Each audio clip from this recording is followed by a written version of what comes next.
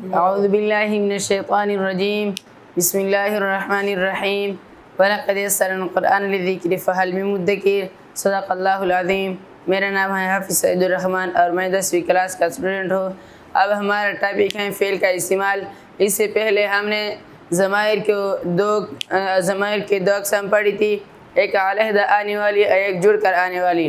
علیحدہ آنے والی ضمائر کی دو اقسام تھی، ایک فاعلی حالت اور دوسرا مفعولی حالت، اور جو جڑ کر آنے والی ضمائر ہیں یہ فاعلی، مفعولی اور اضافی تینوں حالتوں میں استعمال ہوتا ہے۔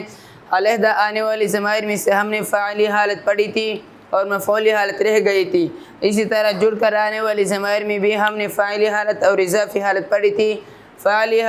اضافی حالت ہم نے مرکب اضافی میں پڑھی تھی، لیکن ہم سے یہ مفعولی حالت رہ گیا تھا۔ اب ہم اس کو استعمال کریں، اب ہم اس کو پڑھیں گے فعل کا استعمال میں۔ اور فعل کا استعمال، فعل کے استعمال کے دو اجزاء ہیں، ایک فعل لازم اور دوسرا فعل متعدی۔ فعل لازم وہ فعل ہیں جو فقط فاعل پر پورا ہو جائے، اس کے مفعول کی ضرورت نہ ہو، اور فعل متعدی وہ فعل ہیں جو فقط فاعل پر پورا نہ ہو جائے بلکہ مفعول کی ضرورت ہو۔ جیسا کہ فعل لازم کی مثال ذهب وہ گیا، جاء وہ آیا، خرج وہ نکلا، دخل وہ داخل ہوا۔ اور متعدی جیسے فتح اس نے کھولا، جو اس میں تو اس نے کھولا، ضرب اس نے مارا، نصر اس نے مدد کی۔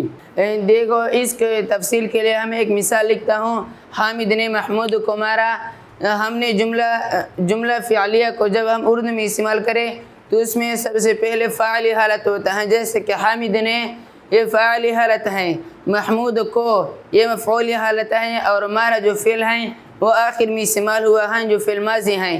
لیکن اگر ہم نے اس جملہ کو عربی میں تبدیل کرنا ہو تو اس کو ہم سب سے پہلے فعل کا لکھنا ہے۔ تو مارا کے لیے ضربہ کا لفظ استعمال ہوتا ہے، تو ضربہ، اور اس کے بعد فاعل استعمال ہوتا ہے اور بعد میں مفعول استعمال ہوتا ہے۔ تو حامد نے محمود کو مارا، اس سے یہ جملہ بن گیا ضرب حامد محمودا۔ اب ہم نے جملہ اسمیہ سے جملہ فعلیہ بنانا ہے اور جملہ فعلیہ سے جملہ اسمیہ بنانا ہے۔ جیسا کہ اردو کا ایک جملہ ہے، اس نے مارا، اس کے لیے عربی میں ضرب استعمال ہوتا ہے۔ اگر ہم نے اس ضرب، یہ جملہ فعلیہ ہے، اگر ہم نے اس جملہ فعلیہ سے جملہ اسمیہ بنانا ہو جو اس میں ضمیر ہے ہوا، اس کو اس کے آگے لگا دے اور مبتدا کی جگہ استعمال کرے تو یہ بنتا ہے ہو ضرب، ہو مبتدا، ضرب خبر، کیونکہ فعل مبتدا نہیں بن سکتی لیکن خبر بن سکتا ہے، وہ مبتدا ضرب خبر۔ دوسرا مثال، حامد نے مارا، ضرب حامد، کیونکہ حامد فاعل ہیں اس کے ساتھ نے کا لفظ استعمال ہوا ہے، ضرب حامد، یہ جملہ فعلیہ ہیں۔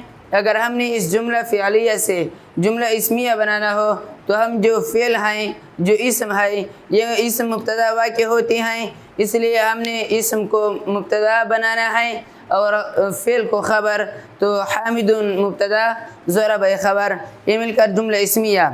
اب ہم نے جملہ اسمیہ سے جملہ فعلیہ اور جملہ فعلیہ سے جملہ بنانے کے لیے کچھ قواعد و ضوابط ہیں۔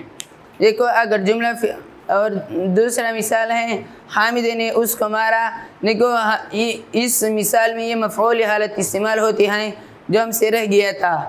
حامد نے یہ فاعل ہیں، یہ ہم نے لگایا، لیکن ہم نے پہلے کہہ چکا تھا کہ پہلے عربی میں فعل استعمال ہوتا ہے، اس لیے ہم نے اس سے پہلے فعل استعمال ہوتا ہے۔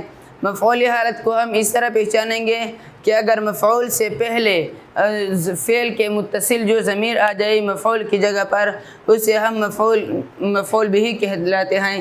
جیسے حامد نے محمود کو مارا، ضربہ حامد، اس میں ضرب فعل جو ہو ضمیر ہیں، یہ مفعول بھی، اور حامد فاعل ظاہر ہیں، اس لیے فاعل ظاہر ہیں کہ یہ لفظ میں استعمال ہوا ہے۔ اب ہم جملہ اسمیہ اور جملہ فعلیہ سے جملہ اسمیہ اور جملہ فعلیہ کے بنانے کے لیے کچھ قواعد و ضوابط رکھ دیا ہے۔ جملہ فعلیہ کی قواعد یہ ہیں کہ اگر جملہ فعلیہ میں فاعل ظاہر واحد، تثنیہ یا جمع ہو تو اس کے لیے فعل واحد رہ جائے گا۔ جیسا کہ مثال ہے اردو میں، استاد نے مارا، ضرب المعلم، یہ جملہ فعلیہ ہیں کیونکہ اس کا پہلا جز فعل ہے۔